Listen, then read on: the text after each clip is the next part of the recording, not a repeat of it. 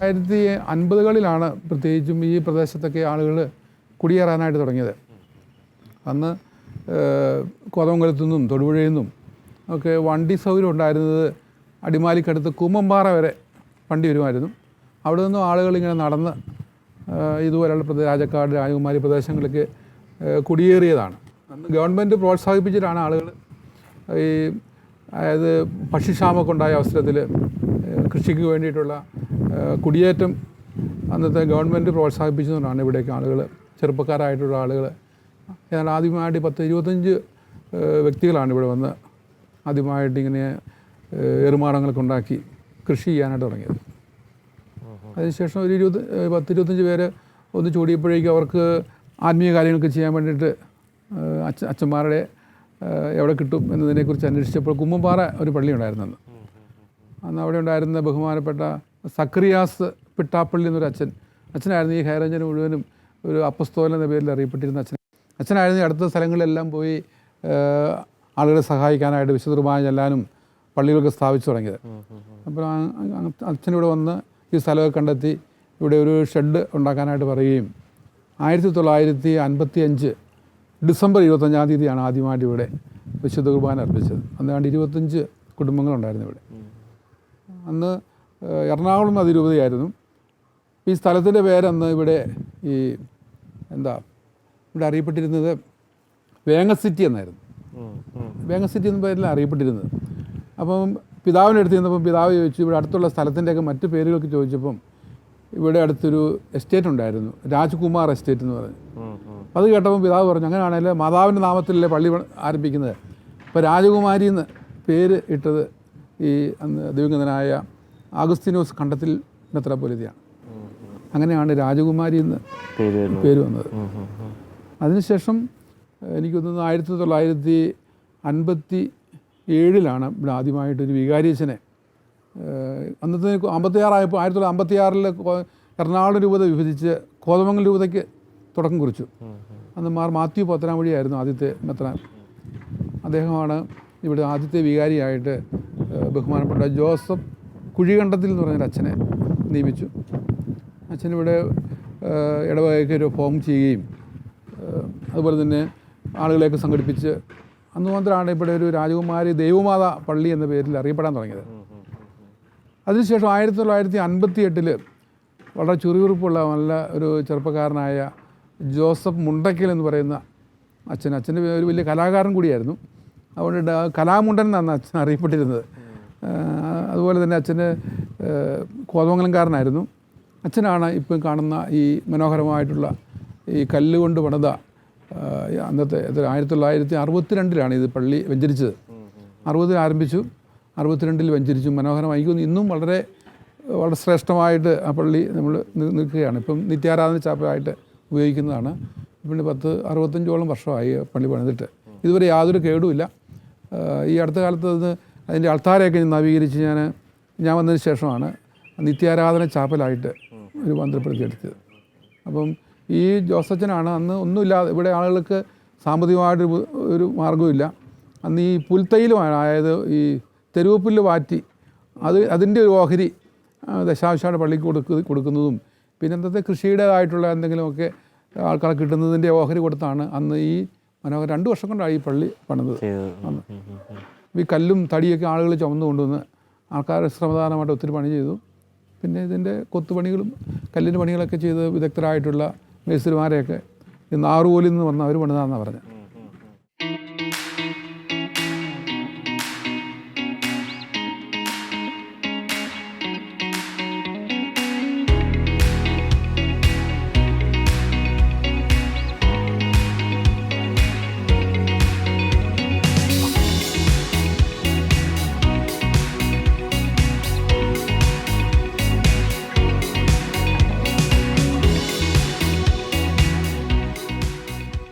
അപ്പോൾ ഈ പ്രദേശം ഹൈറേഞ്ചിലെ ഏറ്റവും മനോഹരമായ പള്ളി എന്ന് പറയുന്നത് അന്ന് ഈ ഒരു പള്ളി മാത്രമേ ഉണ്ടായിരുന്നുള്ളൂ സമീപകാലത്ത്.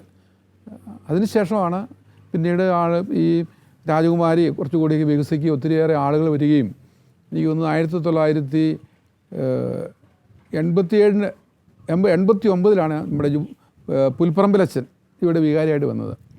അപ്പോൾ അന്ന് ആളുകൾക്ക് വലിയ സാമ്പത്തികമായിട്ട് വളരെ ബുദ്ധിമുട്ടായിരുന്നു. ആൾക്കാർക്ക് കൃഷിയൊന്നും അറിയത്തില്ലായിരുന്നു. അച്ഛൻ നല്ലൊരു കൃഷിക്കാരനായിരുന്നു.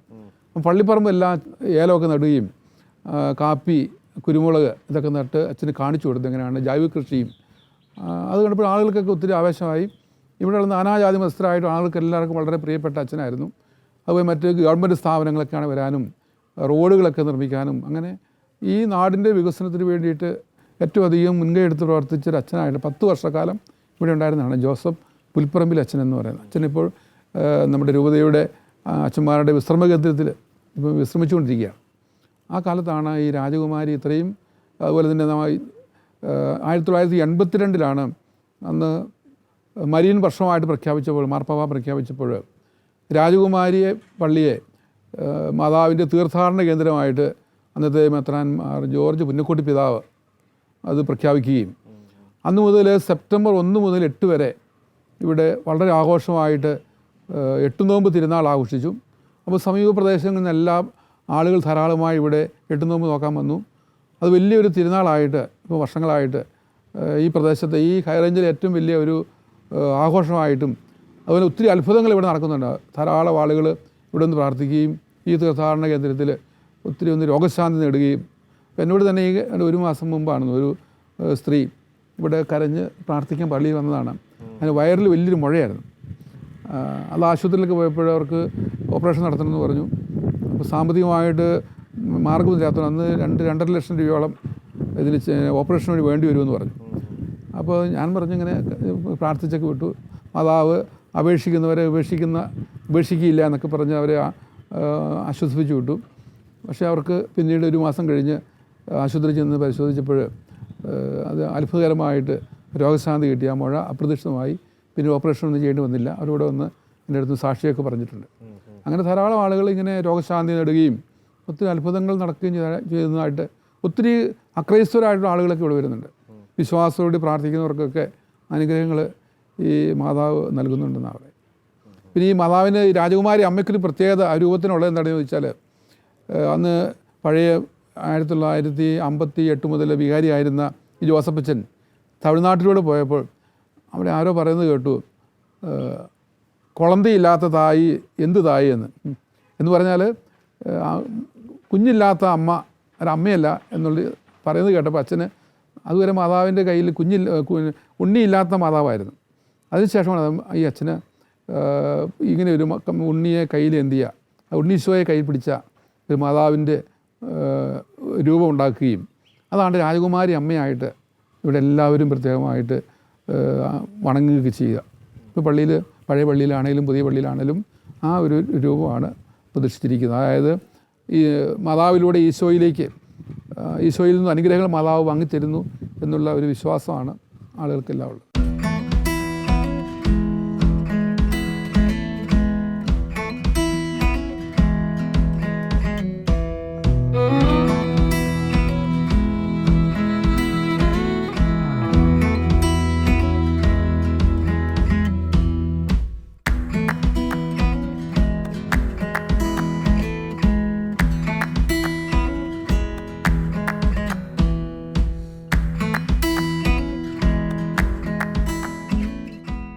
ഞാൻ 1969 വൈദികനായി, പ്രഥമ ഡിസംബറിൽ. അതേ തുടർന്ന് ഞാൻ കല്ലൂർക്കാട് 1 വർഷമായിരുന്നു അസിസ്റ്റൻ്റായിട്ട്. അതേ തുടർന്ന് ഞാൻ തോക്കുപാറ അവിടെ ഈ മച്ചിപ്രാവ് മന്നാങ്കണ്ടം പള്ളികൾ 2 പള്ളികളിലായിട്ട് 4 കൊല്ലമായിരുന്നു. അതിനുശേഷം ഞാൻ അങ്ങോട്ട് പോയി തലയനാട് എന്ന് വെച്ചാൽ മുട്ടടുത്ത് തലയനാട് പോയി 4 കൊല്ലമായിരുന്നു. അവിടെ നിന്ന് എനിക്ക് രാജകുമാരിക്കാണ് മാറ്റം കിട്ടിയത്. രാജകുമാരിയിൽ വന്നപ്പോൾ എനിക്ക് കൃഷിയിൽ ഇപ്പം നോക്കിയപ്പോൾ കൃഷിയാണ് അവിടുത്തെ പ്രധാന മാർഗം. കൊടി അവിടെ ഇല്ലായിരുന്നു, കൊടി അവിടെ നടില്ലായിരുന്നു, കാരണം തണുപ്പാണ്, കായ്ക്കില്ല എന്നും പറഞ്ഞു. പിന്നീട് ഞാൻ കൊടി നട്ടു. കായ്ക്കാൻ തുടങ്ങിയപ്പോഴത്തേക്കും ആൾക്കാരെല്ലാം കൃഷിയിലേക്ക്. അങ്ങനെ കൊടി പ്രധാന കൃഷിയായി അവിടെ. കൊടിക്ക് രാജകുമാരി കുരുമുളക് എന്ന പേര് പോലും ഉണ്ടായിരുന്നു. അങ്ങനെ കൊടി ഇങ്ങനെ വിജയിച്ച് വന്നപ്പോഴത്തേക്കുമാണ് പിന്നെ ഏലകൃഷി ചെയ്ത്. ഞാനും ഏലകൃഷിയും ചെയ്തു. അതിന് സഹായം ഞാൻ രൂപതയിൽ നിന്ന് ഗോതമ്പ് കൊണ്ടുവന്ന് ഫുട്ബോൾ വർക്കിന് കൊണ്ട് അവർക്ക് കൊടുത്തു. അവരങ്ങനെ കുറേ ഏലമൊക്കെ നട്ടു. അങ്ങനെ അവർക്ക് അങ്ങനെ പോയി അങ്ങനെ വിജയിച്ച് അവർ സാമ്പത്തികമായിട്ട് ഉന്നമനത്തിലായി. അങ്ങനെ കുറേ കഴിഞ്ഞപ്പോൾ കുറേ സ്ഥലം KLM ബോർഡിന് കൊടുത്തു, ഞാൻ കൊടുത്തു. അപ്പോൾ അവർ കുറച്ച് സഹായിക്കാമെന്ന് പറഞ്ഞു, അവിടെ നിന്നൊക്കെ തുടങ്ങാമെന്ന് പറഞ്ഞു. അങ്ങനെ KLM ബോർഡിൽ നിന്ന് ഞാൻ ഒരു 25 സ്ഥലം അവർക്ക് കൊടുത്തു. അവരവിടെ കെട്ടിടം പണിതു. അവിടെ ഈ ഇത് പണിയാൻ വേണ്ടി മണ്ണ് കോരി ഇതുണ്ടാക്കാൻ വേണ്ടി പുൽകൃഷിയൊക്കെ ആയി. അന്നത്തെ നമ്മൾ തുടങ്ങിയ കൃഷികളുണ്ടായിരുന്നല്ലോ, ഈ ഏലാണെങ്കിലും കൊടി ഒക്കെ ആണെങ്കിലും, അതിനുശേഷമാണ് അവിടുത്തെ ഒരു സാമ്പത്തിക സ്ഥിതിയുടെ ഒരു വളർച്ച ഉണ്ടായത്? അത് തീർച്ചയായിട്ടും ഏലകൃഷി കുരുമുളക് തുടങ്ങിയ പിന്നെയാണ് സാമ്പത്തികമായിട്ട് എല്ലാവരും തന്നെ കുരുമുളക് കൃഷിയിലേക്ക് പോയി. കുരുമുളക് കൃഷി കഴിഞ്ഞപ്പോഴത്തേക്കും പിന്നെ ബണ്ട് കോരി സഹായം ഇവർ കൊടുക്കുമായിരുന്നു. പുൽകൃഷി പുല്ല്, അതായത് പുൽകൃഷി ചെയ്ത് നോക്കുക, അതിൻ്റെ പുല്ലരി എടുത്ത് കൊടുത്താൽ ഈ KLM വിലയ്ക്ക് വാങ്ങിക്കോളും. KLM അങ്ങനെ കൊടുത്തുകൊണ്ടിരുന്നു. അതുകൊണ്ട് അവരിപ്പോൾ പുൽകൃഷി ചെയ്തു. പിന്നീട് ബണ്ട് കോരി കഴിഞ്ഞപ്പോൾ കൊടി കൃഷിക്ക് കൊടി നന്നായിട്ട് കായ്ക്കാൻ തുടങ്ങി. അതുപോലെ ഏലകൃഷിയൊക്കെ പിന്നെ ഞാൻ തുടങ്ങിയെങ്കിലും സഹായം കൊടുത്തെങ്കിലും അന്നത്ര പ്രചാരമില്ല അവിടെ. അന്ന് കുരുമുളകിന് അവിടെ പ്രധാനം. പിന്നീട് കുറച്ച് കളഞ്ഞ് ഏലത്തിന് വില കൂടിയപ്പോഴാണ് ഈ ഏലകൃഷി തുടങ്ങി. അവിടുത്തെ ഒരു കാലാവസ്ഥയും മണ്ണിൻ്റെ പ്രത്യേകതയും അങ്ങനെ എന്തെങ്കിലും ഉണ്ടോ നമുക്ക്? അന്ന് അവിടെ മരങ്ങളില്ലായിരുന്നു. മരങ്ങൾ വെച്ച് പിടിപ്പിക്കുക എന്നുള്ളത് ഒരു പ്രധാന കാര്യമായിരുന്നു. വിറകിന് പോലും മരങ്ങളില്ലായിരുന്നില്ല. അപ്പോൾ ഞാൻ പറമ്പിക്കടിയൊക്കെ കുറച്ച് മരങ്ങളൊക്കെ കൊണ്ട് നടും. അങ്ങനെയൊക്കെ ആൾക്കാർ പിന്നെ മരങ്ങൾ താല്പര്യമായിരുന്നു, മരകൃഷി ചെയ്തത്. പിന്നെ പ്ലാവിൻ്റെ ചുവട്ടിലൊക്കെയാണ് ഏലകൃഷി തുടങ്ങിയത്. പ്ലാവ് ഉണ്ടായിരുന്നിടത്ത് അതിൻ്റെ ചുവട്ടിൽ തണുപ്പ് കിട്ടും, ഏലകൃഷി തുടങ്ങി. രാജകുമാരിക്കുള്ള യാത്രാ സൗകര്യങ്ങളും അന്ന് യാത്ര പൊന്മുടി വരെ കഷ്ടിച്ച് ബസ്സിന് പോയിട്ട് നടന്നു പോകണം. അത് അക്കരെ ചിലപ്പോൾ ജീപ്പ് കിട്ടിയെന്ന് വരും. അതിൽ നടന്ന് രാജാക്കാട് ചെന്ന് അവിടുന്ന് ജീപ്പ് കയറി പോകും. അല്ലെങ്കിൽ ചുറ്റി 3-4 ദേവികളും ചുറ്റി രാജാക്കാടിന് 2 ബസ്സുണ്ട് രാവിലെ. അതിന് എപ്പോഴും കിട്ടും. അധികം പൊന്മുടി ഡാമിൻ്റെ അവിടെ ചെന്ന് ഡാം കടന്ന് നടന്ന് പോകും. ചിലപ്പോൾ ജീപ്പ് അവിടെ വരും. അന്ന് ആ ഇടവേളയുടെ കീഴിൽ ഏതൊക്കെ സ്ഥലങ്ങളുണ്ടായിരുന്നേ? നമ്മുടെ ഒരു പരിധി ഏതായിരുന്നു അന്ന്? അതിൻ്റെ രാജാക്കാട് അതിർത്തി ഇവിടെ അങ്ങാപ്പുറേ മുരിക്കും തൊട്ടി. പിന്നെ പോയിട്ട് ചെമ്മണ്ണാറിന് ഇപ്പോഴൊരു പള്ളിയുണ്ട്, ആ പേര് മറന്നുപോയി. ഇവിടെ ഇടവകയിൽ എന്തോരം കുടുംബാംഗങ്ങളുണ്ട്? ഇവിടെ ഇപ്പോൾ 750ഓളം കുടുംബങ്ങളാണുള്ളത്. യുവാക്കന്മാരുടെ കാര്യം പറയുകയാണെങ്കിൽ അടുത്ത കാലത്ത് ധാരാളം യുവാക്കന്മാർ നമ്മുടെ ഇടവകയിലുണ്ടായിരുന്ന ഇടവകയിലെ പ്രവർത്തനങ്ങളൊക്കെ വളരെ സജീവമായിട്ട് പ്രവർത്തിച്ചുകൊണ്ടിരിക്കുന്ന, എല്ലാ വർഷവും അവർ ചെയ്യുന്നത് മനോഹരമായ പുൽക്കൂടൊക്കെ ഉണ്ടാക്കുന്നത് ഇവിടുത്തെ യുവജനങ്ങളായിരുന്നു. എല്ലാ വർഷവും വളരെ മനോഹരമായിട്ട് ഉണ്ടാക്കാറുണ്ട്. അതുപോലെ തന്നെ എല്ലാ കാര്യങ്ങളിലും ഇവിടുത്തെ കൊച്ചച്ചന്മാരോട് ചേർന്ന് പ്രവർത്തിക്കാനായിട്ട് യുവജനങ്ങൾ അത് പാവപ്പെട്ടവരുടെ വീട് നന്നാക്കി കൊടുക്കാനും മറ്റുള്ളവരെ സഹായിക്കാനും ഒക്കെ ആയിട്ട് അവരെപ്പോഴും മുൻപന്തിയിലുണ്ടായിരുന്നു. പിന്നെ ഈ അടുത്ത കാലത്ത് നമുക്കറിയാം ഇവിടുത്തെ നമ്മുടെ നാട്ടിലെ യുവജനങ്ങളെല്ലാം രാജ്യങ്ങളിലേക്ക് ഇങ്ങനെ കുടിയേറുന്നത് കൊണ്ട് എനിക്കൊന്ന് +2 കഴിയുമ്പോൾ തന്നെ ഒരു നല്ല ശതമാനം യുവജനങ്ങളും വിദേശ രാജ്യങ്ങളിൽ പഠിക്കാനും ജോലിക്കുമൊക്കെ ആയിട്ട് പോകുന്നതുകൊണ്ട് ഇപ്പോൾ യുവജനങ്ങളുടെയൊക്കെ എണ്ണം ഇവിടെ മാത്രമല്ല സമീപത്തുള്ള എല്ലാ ഇടവകളിലും തന്നെ പണ്ട് ഹൈറേഞ്ചിൽ ഇത്രയും ആളുകൾ പുറത്തേക്ക് പോകുന്നില്ലായിരുന്നു. ഇപ്പോൾ എല്ലാവരും തന്നെ ഈ കൂടുതൽ നമുക്കറിയാം സൗകര്യങ്ങളും സമ്പാദ്യങ്ങളും ഒക്കെ തേടി വിദേശങ്ങളിലേക്കൊക്കെ ഇങ്ങനെ യാത്ര ആയിക്കൊണ്ടിരിക്കുകയാണ്. അതുകൊണ്ട് ഇവരുടെ എണ്ണമൊക്കെ വളരെ കുറഞ്ഞുകൊണ്ടിരിക്കുക. പ്രധാനമായിട്ട് പള്ളിക്കുള്ളത് ഒരു UP സ്കൂളാണ്. പിന്നെ ഒരു CBSE സ്കൂളുണ്ട് 12ാം ക്ലാസ് വരെയുള്ളത്. അല്ലാതെ നമ്മുടെ ഇടവകയിൽ എല്ലാ സംഘടനകളും പ്രവർത്തിക്കുന്നുണ്ട്. വിൻസെൻ്റ് പോൾ ആണെങ്കിലും ഉണ്ട്, മാതൃവേദി അമ്മമാർക്ക് വേണ്ടിയുണ്ട്, അതുപോലെ യുവജനങ്ങളുടെ KCBയും ഉണ്ട്. അതുപോലെ തന്നെ തിരുവാലസയ്ക്കും തൊട്ട് കുഞ്ഞുങ്ങൾക്കും പ്രധാനമായിട്ടും മറ്റുള്ളവർക്ക് സാമൂഹികമായിട്ടുള്ള രംഗങ്ങളിലൊക്കെ സഹായിക്കാനായിട്ട് വിൻസെൻ്റ് പോൾ സംഘടനയാണ് മുൻകൈ എടുക്കുക. അവർക്ക് ദത്തു കുടുംബങ്ങളുണ്ട്. അപ്പോൾ അവരെയൊക്കെ സഹായിക്കാനായിട്ട് എല്ലാ ഞായറാഴ്ച ഒരുമിച്ച് ചേരുകയും അവർ സാമ്പത്തികമുള്ള ആളുകളെയൊക്കെ സമീപിച്ച് പൈസയൊക്കെ കളക്ട് ചെയ്ത് ഈ കുടുംബങ്ങളെ സഹായിക്കുകയും അവർക്ക് രോഗികളെയൊക്കെ സഹായിക്കാനായിട്ടും സാമ്പത്തിക സഹായം ചെയ്യുന്നുണ്ട്. അതുപോലെ തന്നെ അമ്മമാരും മാതൃവേദിയുടെ നേതൃത്വത്തിൽ അവരിങ്ങനെ എല്ലാ മാസവും ഒരുമിച്ച് കൂടുകയും ചെറിയ കളക്ഷനൊക്കെ എടുക്കുകയും ഇവിടെ സമീപത്തുള്ള എനിക്ക് തോന്നുന്നത് ഈ അനാഥശാലകളിലൊക്കെ അത് നമ്മുടെ വേദപാഠം പഠിക്കുന്ന കുട്ടികൾ നേതൃത്വത്തിലും മതാധ്യാപകരും മിഷൻ ലീഗിലെ കുട്ടികളുമൊക്കെ അവർ ഈ പൊതിച്ചോറുകളൊക്കെ വീടുകളിൽ ഞായറാഴ്ച ദിവസം കൊണ്ടുവരും. ഈ കഴിഞ്ഞ 2 ആഴ്ച മുമ്പാന്ന് തോന്നുന്നു ഒരു 350ഓളം പൊതിച്ചോറ് കുട്ടികൾ തന്നെ കൊണ്ടുവന്നു. എന്നിട്ട് ഇവിടെ അടുത്തുള്ള അനാഥശാലകളിലൊക്കെ അവർ തന്നെ കൊണ്ടുപോയി കൊടുക്കുന്ന.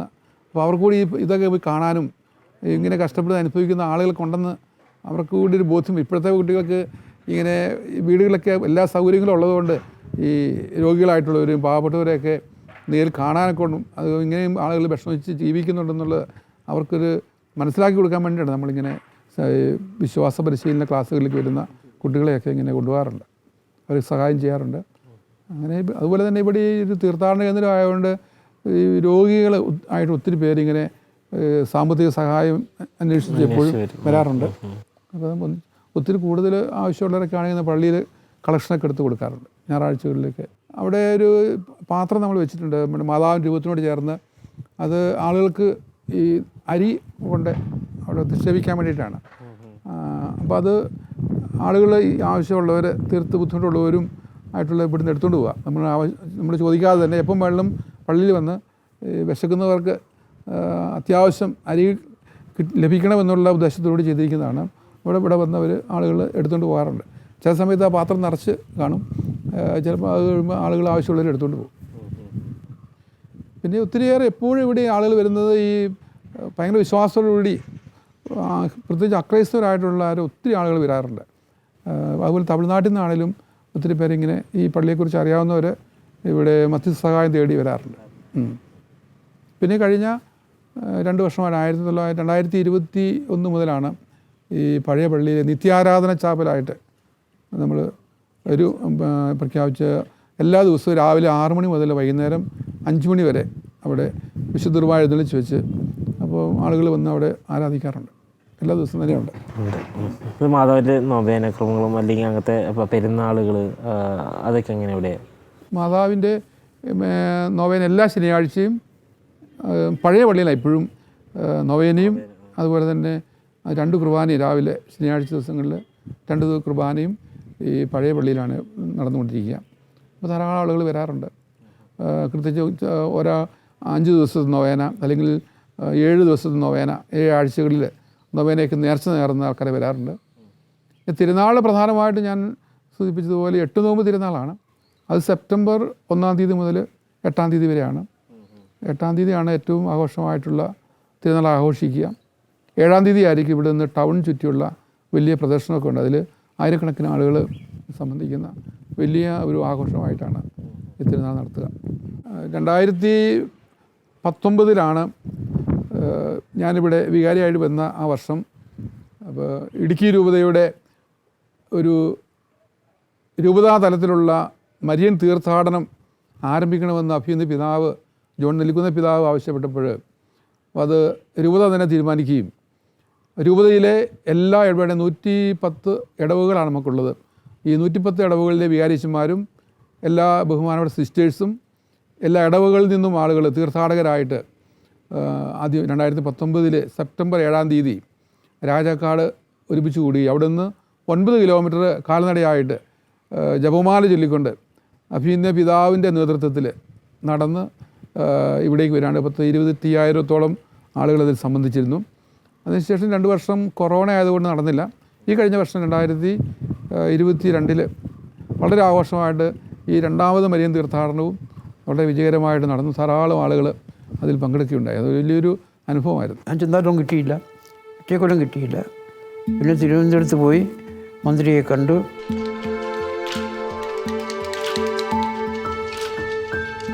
യഥാർത്ഥത്തിൽ ഹോളി ക്യൂൻസിലെ കുട്ടികൾക്കൊരു മൂഡുണ്ടെന്നുള്ളതാണ് എൻ്റെ നിഗമനം. ഞങ്ങൾ ടീച്ചേഴ്സും കുട്ടികളും രക്ഷിതാക്കളും ഒരു മൂഡിലാണ്, അവിടെ ലൈവാണ്.